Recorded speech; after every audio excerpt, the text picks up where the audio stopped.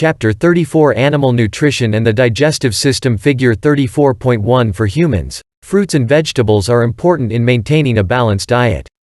Credit.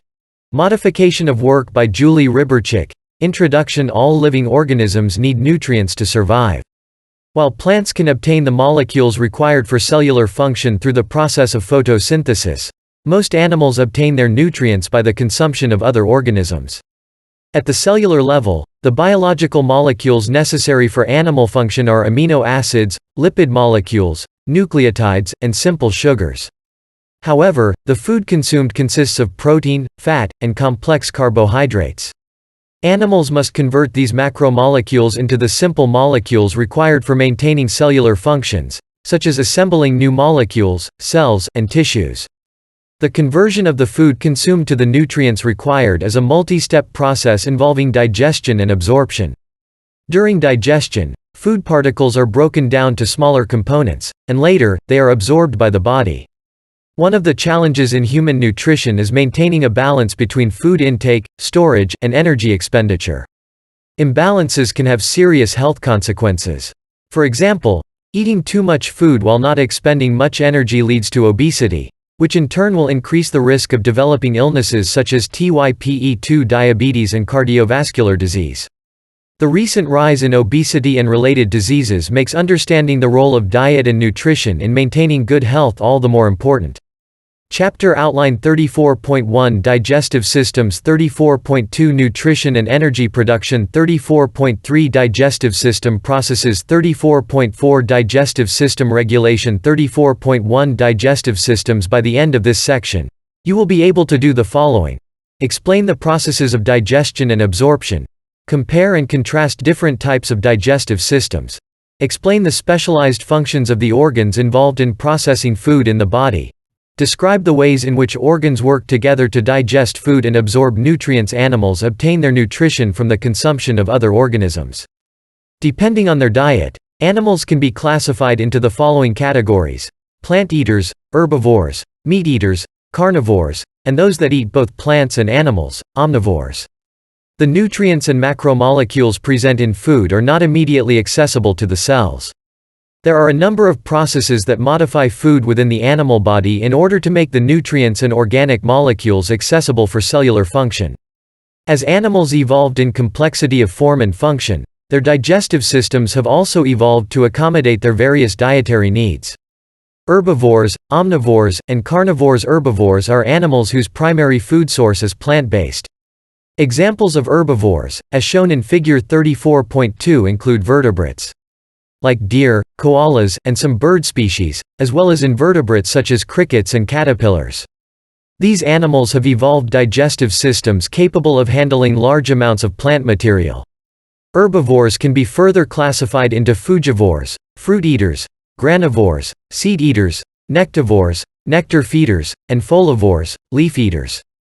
Figure 34.2 Herbivores, like this, a mule deer and b monarch caterpillar, eat primarily plant material. Credit A. Modification of work by Bill Ebbison. Credit B. Modification of work by Doug Bowman. Carnivores are animals that eat other animals. The word carnivore is derived from Latin and literally means meat eater. Wild cats such as lions, shown in Figure 34.3, and tigers are examples of vertebrate carnivores, as are snakes and sharks, while invertebrate carnivores include sea stars, spiders, and ladybugs, shown in Figure 34.3b. Obligate carnivores are those that rely entirely on animal flesh to obtain their nutrients. Examples of obligate carnivores are members of the cat family, such as lions and cheetahs. Facultative carnivores are those that also eat non-animal food in addition to animal food. Note that there is no clear line that differentiates facultative carnivores from omnivores. Dogs would be considered facultative carnivores. 948 Chapter 34, Animal Nutrition and the Digestive System. Access for free at OpenStax.org. Figure 34.3 Carnivores like the lion eat primarily meat. The ladybug is also a carnivore that consumes small insects called aphids. Credit A. Modification of work by Kevin Pluck. Credit B. Modification of work by John Sullivan. Omnivores are animals that eat both plant and animal-derived food. In Latin, omnivore means to eat everything. Humans, bears, shown in figure 34.4a, and chickens are example of vertebrate omnivores. Invertebrate omnivores include cockroaches and crayfish, shown in figure 34.4b. Figure 34.4 omnivores like the bear and b crayfish eat both plant and animal-based food. Credit A. Modification of work by Dave Menck. Credit B. Modification of work by John Sullivan. Invertebrate digestive systems. Animals have evolved different types of digestive systems to aid in the digestion of the different foods they consume. The simplest example is that of a gastrovascular cavity and is found in organisms with only one opening for digestion. Platyhelminths, flatworms, ctenophora, comb jellies, and cnidaria, coral, jellyfish, and sea anemones, use this type of digestion. Gastrovascular cavities, as shown in figure 34.5a, are typically a blind tube or cavity with only one opening, the mouth, which also serves as an anus. Ingested material enters the mouth and passes through a hollow, tubular cavity. Cells within the cavity secrete digestive enzymes that break down the food. The food particles are engulfed by the cells lining the gastrovascular cavity. The alimentary canal, shown in figure 34.5b, is a more advanced system. It consists of one tube with a mouth at one end and an anus at the other.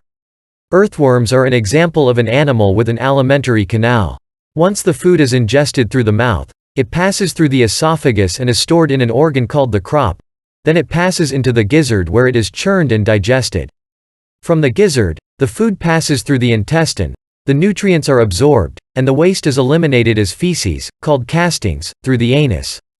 34.1. Digestive systems. 949 figure 34.5, A gastrovascular cavity has a single opening through which food is ingested and waste is excreted, as shown in this hydra and in this jellyfish medusa. B. An alimentary canal has two openings. A mouth for ingesting food, and an anus for eliminating waste, as shown in this nematode. Vertebrate digestive systems. Vertebrates have evolved more complex digestive systems to adapt to their dietary needs. Some animals have a single stomach, while others have multi-chambered stomachs. Birds have developed a digestive system adapted to eating unmasticated food. Monogastric. Single-chambered stomach, as the word monogastric suggests. This type of digestive system consists of one, stomach chamber, gastric. Humans and many animals have a monogastric digestive system as illustrated in figure 34.6 ab. The process of digestion begins with the mouth and the intake of food. The teeth play an important role in masticating, chewing, or physically breaking down food into smaller particles. The enzymes present in saliva also begin to chemically break down food. The esophagus is a long tube that connects the mouth to the stomach. Using peristalsis, or wave-like smooth muscle contractions, the muscles of the esophagus push the food towards the stomach. In order to speed up the actions of enzymes in the stomach is an extremely acidic environment, with a pH between 1.5 and 2.5. The gastric juices, which include enzymes in the stomach, act on the food particles and continue the process of digestion. Further breakdown of food takes place in the small intestine where enzymes produced by the liver, the small intestine, and the pancreas continue the process of digestion. The nutrients are absorbed into the bloodstream across the epithelial cells lining the walls of the small intestines. The waste material travels onto the large intestine where water is absorbed and the drier waste material is compacted into feces. It is stored until it is excreted through the rectum. 950 Chapter 34, Animal Nutrition and the Digestive System. Access for free at openstax.org. Figure 34.6, Humans and herbivores, such as the bee, rabbit, have a monogastric digestive system. However, in the rabbit the small intestine and cecum are enlarged to allow more time to digest plant material. The enlarged organ provides more surface area for absorption of nutrients. Rabbits digest their food twice. The first time food passes through the digestive system, it collects in the cecum, and then it passes as soft feces called cecotrophes. The rabbit re-ingests these cecotrophes to further digest them. Avian birds face special challenges when it comes to obtaining nutrition from food. They do not have teeth and so their digestive system, shown in figure 34.7, must be able to process unmasticated food. Birds have evolved a variety of beak types that reflect the vast variety in their diet, ranging from seeds and insects to fruits and nuts. Because most birds fly, their metabolic rates are high in order to efficiently process food and keep their body weight low. The stomach of birds has two chambers: the proventriculus, where gastric juices are produced to digest the food before it enters the stomach, and the gizzard, where the food is stored, soaked, and mechanically ground. The undigested material forms food pellets that are sometimes regurgitated. Most of the chemical digestion and absorption happens in the intestine, and the waste is excreted through the cloaca. 34.1. Digestive systems. 951. Figure 34.7. The avian esophagus has a pouch, called a crop, which stores food. Food passes from the crop to the first of two stomachs, called the proventriculus, which contains digestive juices that break down food. From the proventriculus, the food enters the second stomach, called the gizzard, which grinds food. Some birds swallow stones or grit, which are stored in the gizzard, to aid the grinding process. Birds do not have separate openings to excrete urine and feces. Instead, uric acid from the kidneys is secreted into the large intestine and combined with waste from the digestive process. This waste is excreted through an opening called the cloaca. Evolution connection. Avian adaptations. Birds have a highly efficient, simplified digestive system. Recent fossil evidence has shown that the evolutionary divergence of birds from other land animals was characterized by streamlining and simplifying the digestive system. Unlike many other animals, birds do not have teeth to chew their food. In place of lips, they have sharp, pointy beaks. The horny beak, lack of jaws, and the smaller tongue of the birds can be traced back to their dinosaur ancestors. The emergence of these changes seems to coincide with the inclusion of seeds in the bird diet. Seed-eating birds have beaks that are shaped for grabbing seeds, and the two-compartment stomach allows for delegation of tasks. Since birds need to remain light in order to fly, their metabolic rates are very high, which means they digest their food very quickly and need to eat often. Contrast this with the ruminants, where the digestion of plant matter takes a very long time. Ruminants are mainly herbivores like cows, sheep, and goats, whose entire diet consists of eating large amounts of roughage or fiber. They have evolved digestive systems that help them digest vast amounts of cellulose. An interesting feature of the ruminant's mouth is that they do not have upper incisor teeth. They use their lower teeth, tongue and lips to tear and chew their food. From the mouth, the food travels to the esophagus and on to the stomach. 952. Chapter 34, Animal Nutrition and the Digestive System. Access for free at OpenStax.org. To help digest the large amount of plant material, the stomach of the ruminants is a multi-chambered organ, as illustrated in Figure 34.8. The four compartments of the stomach are called the rumen, reticulum, omasum, and abomasum. These chambers contain many microbes that break down cellulose and ferment ingested food. The abomasum is the true stomach and is the equivalent of the monogastric stomach chamber where gastric juices are secreted. The four-compartment gastric chamber provides larger space and the microbial support necessary to digest plant material in ruminants. The fermentation process produces large amounts of gas in the stomach chamber, which must be eliminated. As in other animals, the small intestine plays an important role in nutrient absorption, and the large intestine helps in the elimination of waste.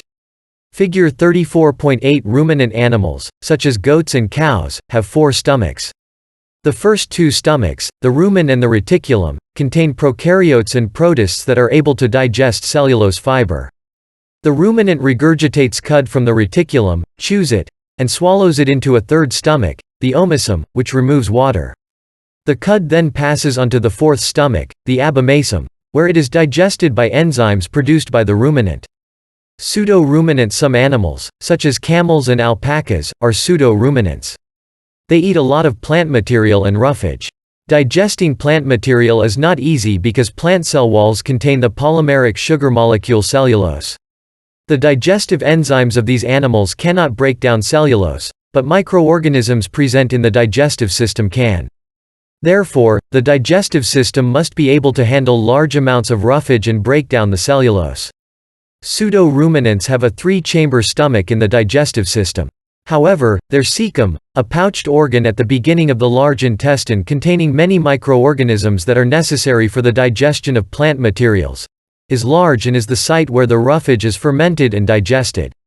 These animals do not have a rumen but have an omasum, abomasum, and reticulum. Parts of the digestive system. The vertebrate digestive system is designed to facilitate the transformation of food matter into the nutrient components that sustain organisms. Oral cavity. The oral cavity, or mouth, is the point of entry of food into the digestive system, illustrated in Figure 34.9. The food consumed is broken into smaller particles by mastication, the chewing action of the teeth. All mammals have teeth and can chew their food. The extensive chemical process of digestion begins in the mouth. As food is being chewed, saliva, produced by the salivary glands, mixes with the food. Saliva is a watery substance produced in the mouths of many animals. There are three major glands that secrete saliva: the parotid, the submandibular, and the sublingual. Saliva contains mucus that moistens food and buffers 34.1. Digestive systems 953. The pH of the food. Saliva also contains immunoglobulins and lysozymes, which have antibacterial action to reduce tooth decay by inhibiting growth of some bacteria. Saliva also contains an enzyme called salivary amylase that begins the process of converting starches in the food into a disaccharide called maltose. Another enzyme called lipase is produced by the cells in the tongue. Lipases are a class of enzymes that can break down triglycerides.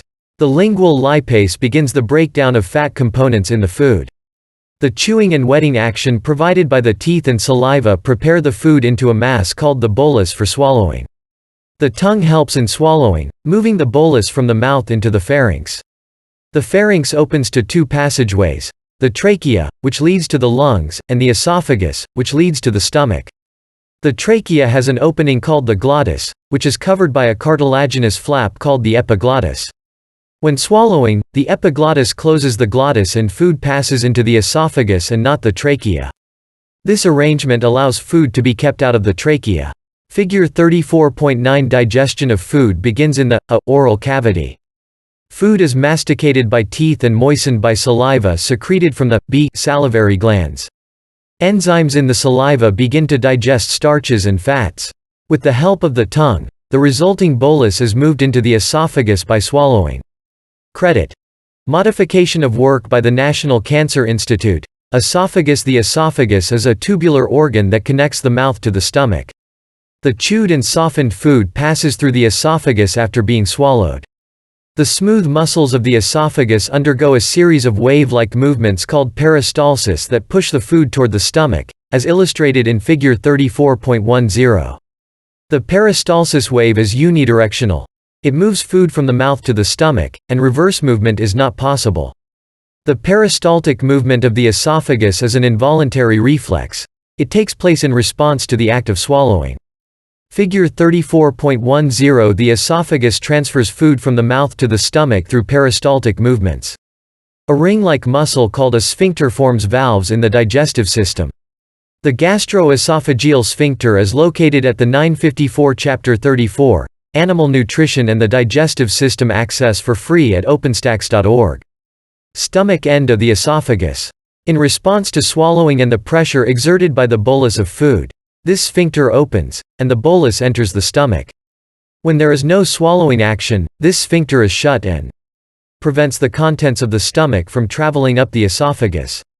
Many animals have a true sphincter. However, in humans, there is no true sphincter, but the esophagus remains closed when there is no swallowing action. Acid reflux or heartburn occurs when the acidic digestive juices escape into the esophagus. Stomach. A large part of digestion occurs in the stomach, shown in Figure 34.11. The stomach is a sac-like organ that secretes gastric digestive juices.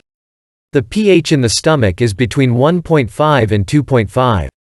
This highly acidic environment is required for the chemical breakdown of food and the extraction of nutrients. When empty, the stomach is a rather small organ. However, it can expand to up to 20 times its resting size when filled with food.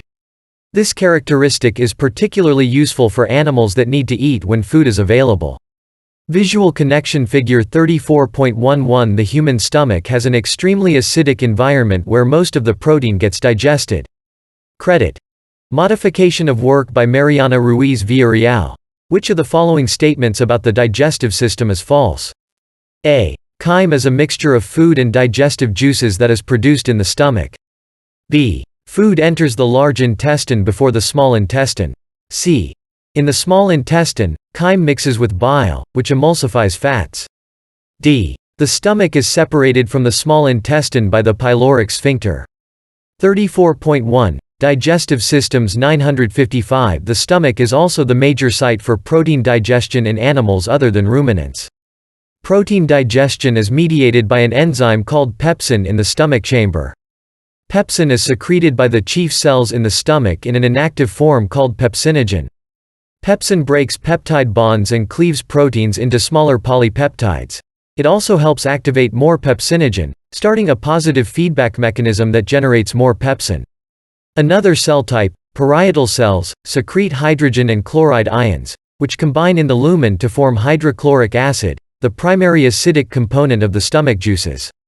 Hydrochloric acid helps to convert the inactive pepsinogen to pepsin. The highly acidic environment also kills many microorganisms in the food and, combined with the action of the enzyme pepsin, results in the hydrolysis of protein in the food. Chemical digestion is facilitated by the churning action of the stomach. Contraction and relaxation of smooth muscles mixes the stomach contents about every 20 minutes. The partially digested food and gastric juice mixture is called chyme. Chyme passes from the stomach to the small intestine. Further protein digestion takes place in the small intestine. Gastric emptying occurs within 2 to 6 hours after a meal. Only a small amount of chyme is released into the small intestine at a time. The movement of chyme from the stomach into the small intestine is regulated by the pyloric sphincter. When digesting protein and some fats, the stomach lining must be protected from getting digested by pepsin. There are 2 points to consider when describing how the stomach lining is protected. First, as previously mentioned, the enzyme pepsin is synthesized in the inactive form. This protects the chief cells, because pepsinogen does not have the same enzyme functionality of pepsin. Second, the stomach has a thick mucus lining that protects the underlying tissue from the action of the digestive juices. When this mucus lining is ruptured, ulcers can form in the stomach. Ulcers are open wounds in or on an organ caused by bacteria, Helicobacter pylori, when the mucus lining is ruptured and fails to reform. Small intestine chyme moves from the stomach to the small intestine. The small intestine is the organ where the digestion of protein, fats, and carbohydrates is completed. The small intestine is a long tube-like organ with a highly folded surface containing finger-like projections called the villi. The apical surface of each villus has many microscopic projections called microvilli. These structures, illustrated in Figure 34.12, are lined with epithelial cells on the luminal side and allow for the nutrients to be absorbed from the digested food and absorbed into the bloodstream on the other side.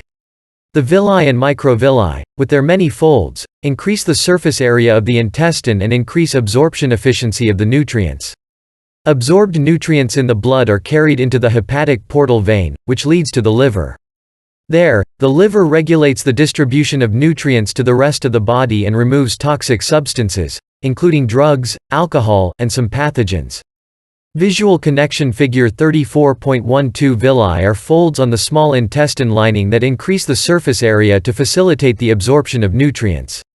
Which of the following statements about the small intestine is false? A. Absorptive cells that line the small intestine have microvilli, small projections that increase surface area and aid in the absorption of food. B. The inside of the small intestine has many folds, called villi. C. Microvilli are lined with blood vessels as well as lymphatic vessels. 956 Chapter 34, Animal Nutrition and the Digestive System. Access for free at openstax.org. D. The inside of the small intestine is called the lumen. The human small intestine is over 6 meters long and is divided into 3 parts: the duodenum, the jejunum, and the ileum. The C-shaped, fixed part of the small intestine is called the duodenum and is shown in Figure 34.11. The duodenum is separated from the stomach by the pyloric sphincter, which opens to allow chyme to move from the stomach to the duodenum. In the duodenum, chyme is mixed with pancreatic juices in an alkaline solution rich in bicarbonate that neutralizes the acidity of chyme and acts as a buffer. Pancreatic juices also contain several digestive enzymes. Digestive juices from the pancreas, liver, and gallbladder, as well as from gland cells of the intestinal wall itself, enter the duodenum. Bile is produced in the liver and stored and concentrated in the gallbladder. Bile contains bile salts which emulsify lipids, while the pancreas produces enzymes that catabolize starches, disaccharides, proteins, and fats. These digestive juices break down the food particles in the chyme into glucose, triglycerides, and amino acids. Some chemical digestion of food takes place in the duodenum. Absorption of fatty acids also takes place in the duodenum. The second part of the small intestine is called the jejunum, shown in figure 34.11. Here, hydrolysis of nutrients is continued while most of the carbohydrates and amino acids are absorbed through the intestinal lining. The bulk of chemical digestion and nutrient absorption occurs in the jejunum. The ileum, also illustrated in figure 34.11, is the last part of the small intestine, and here the bile salts and vitamins are absorbed into the bloodstream. The undigested food is sent to the colon from the ileum via peristaltic movements of the muscle. The ileum ends and the large intestine begins at the ileocecal valve. The vermiform, worm-like, appendix is located at the ileocecal valve. The appendix of humans secretes no enzymes and has an insignificant role in immunity.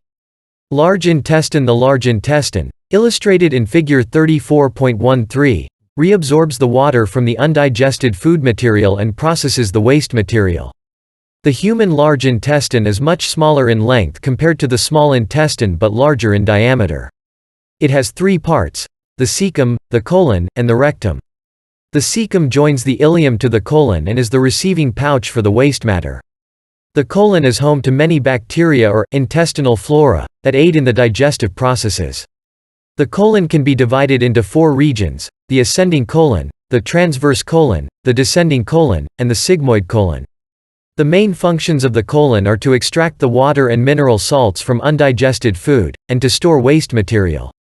Carnivorous mammals have a shorter large intestine compared to herbivorous mammals due to their diet. Figure 34.13. The large intestine reabsorbs water from undigested food and stores waste material until it is eliminated. Rectum and anus. The rectum is the terminal end of the large intestine, as shown in figure 34.13. The primary role of the rectum is to store the feces until defecation. The feces are propelled using peristaltic movements during elimination. The anus is an opening at the far end of the digestive tract and is the exit point for the waste material. Two sphincters between the rectum and anus control elimination. The inner sphincter is involuntary and the outer sphincter is voluntary. Accessory organs. The organs discussed above are the organs of the digestive tract through which food passes. Accessory organs are organs that add secretions, enzymes, that catabolize food into nutrients. Accessory organs include salivary glands, the liver, the pancreas, 34.1, digestive systems 957, and the gallbladder. The liver, pancreas, and gallbladder are regulated by hormones in response to the food consumed. The liver is the largest internal organ in humans and it plays a very important role in digestion of fats and detoxifying blood. The liver produces bile, a digestive juice that is required for the breakdown of fatty components of the food in the duodenum. The liver also processes the vitamins and fats and synthesizes many plasma proteins. The pancreas is another important gland that secretes digestive juices. The chyme produced from the stomach is highly acidic in nature. The pancreatic juices contain high levels of bicarbonate, an alkali that neutralizes the acidic chyme. Additionally, the pancreatic juices contain a large variety of enzymes that are required for the digestion of protein and carbohydrates. The gallbladder is a small organ that aids the liver by storing bile and concentrating bile salts. When chyme-containing fatty acids enters the duodenum, the bile is secreted from the gallbladder into the duodenum.